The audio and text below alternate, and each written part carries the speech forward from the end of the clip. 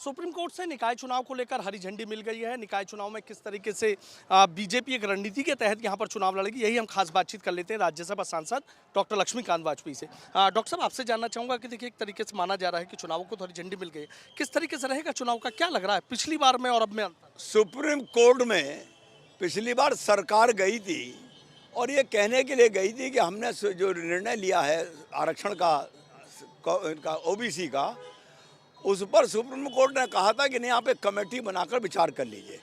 उस कमेटी ने समय से पहले ही रिपोर्ट सबमिट की शासन को, शासन ने वो रिपोर्ट सुप्रीम कोर्ट को उपलब्ध करा दी।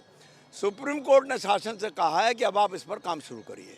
अब मैं जो समझ पा रहा हूँ ये है कि शासन इस पर इसके अनुसार आरक्षण करेगा और आरक्षण करने के बाद आपत्ति का समय दिया जाएगा और आपत्ति का निस्तारण होगा, तब उसके बाद चुनाव होगा। क्या माना जाए इस बार बीजेपी के परफॉर्मेंस की अगर बात? 100% भाजपा में होगा। नगर निगम, नगर पालिका परिषद और नगर पंचायत किए हुए कामों के आधार पर होगा।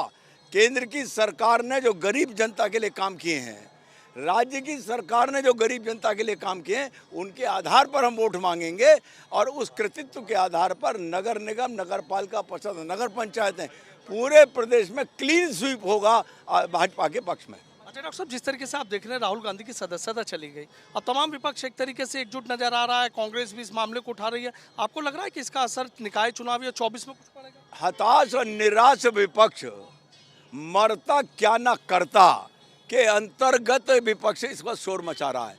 अरे भाई, न्यायालय ने जिसने इनको सजा दी है, जिसके आधार पर इनका वो हुआ है, क्या नाम है, सदस्यता समाप्त हुई है, उसके अधीन 30 दिन का समय दिया है कोर्ट ने इनको अपील करने का। ये हाई कोर्ट क्यों नहीं जाना चाहते? ये जिला कोर्ट के निर्णय पर अगर लोकसभा निर्णय लिया, अभी मैं उदाहरण देना चाहूँगा, लक्षद्वीप के माननीय सांसद फैजल साहब की सदस्यता रद्द हुई थी, वहाँ के हाई कोर्ट ने बहाल कर दी, कल वो हाई कोर्ट आ गए संसद में।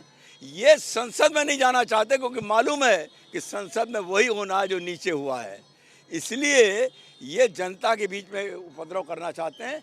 जनता इन्हें भगा भगा के चुनाव में बताएगी कि कैसे चुनाव होता है। डॉक्टर साहब, आखिरी सवाल मेरे, आप देख रहे हैं कि सारस की और चुनाव में एंट्री हो गई है। अखिलेश यादव है, सारस को लेकर सियासत गरमाई हुई है, मेरे वहाँ जाने पर सारस के साथ ये किया वो किया, इस तरह के बयानबाजी अखिलेश जी। मेरा केवल इतना निवेदन है, कम से कम पशु पक्षियों जैसे निरीह प्राणियों को राजनीति से बचाओ। बहुत बहुत शुक्रिया। तो देखिए, डॉक्टर लक्ष्मीकांत वाजपेयी सीधा कह रहे हैं कि जो निकाय चुनाव है, निकाय चुनाव में जो बीजेपी को क्लीन स्वीप करेगी, विपक्ष देखता रह जाएगा। और राहुल गांधी पर भी उन्होंने कटाक्ष किया, कहा कि वो ऊँट का सहारा क्यों नहीं लेते हैं। वीडियो जर्नलिस्ट सत्येंद्र सिंह के साथ सनुज शर्मा, एबीपी गंगा, मेरठ।